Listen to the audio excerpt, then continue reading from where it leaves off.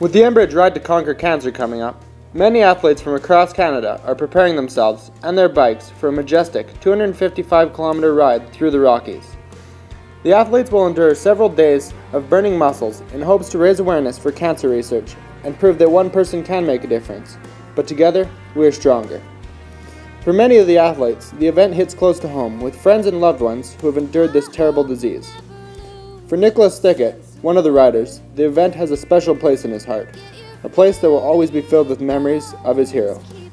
I got into this event because I believe from my experience that people really don't understand the depth that cancer affects a family until they've been through it. It's kind of hard to go and explain, but kind of to put it simply, that cancer doesn't just affect the person that has the cancer. It really affects the whole family.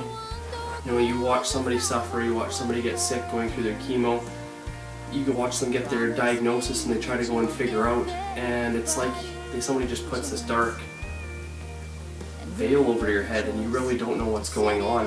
And you have to work through it together, you know, whether it's getting a ride to chemo, you know, somebody just to support you while your hair falls out and accept you for who you are, and just to stay positive when things go so negative, when you're worried about those white blood cell counts and, you know, you're always sick or you're always cold. You know, it really changes your life, and it changes the life of everyone in that situation. Nicholas is taking the first-hand knowledge of cancer's effects and using it every day to push his limits. Whether he is training on his overweight 45-pound bike or in the workout room, he always has fuel to move forward. My grandma was my best friend, and that's a big statement to go and say because, you know, my grandma really meant everything to me. She was Beverly Ann Klein, Nicholas's grandma, passed away at the age of 56 after 3 years of fearlessly battling cancer that had spread to her liver. She taught Nicholas many things as she took a leap of faith and never looked back.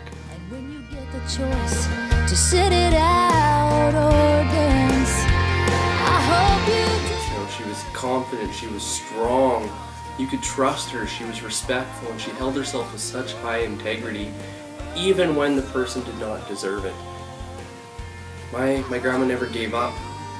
Just a few short weeks after having surgery, Nicholas's grandma would be out playing sports with Nicholas and supporting him in every way that she possibly could. Near kind of the end of her life, we really got into bike riding, and we'd go for long bike rides. And we became, almost you could say, enthusiasts, and we went to Canadian Tire one day, got our speedometer, and we were ready to go, got our water bottles, and we'd take off in St. Albert and do the river trails.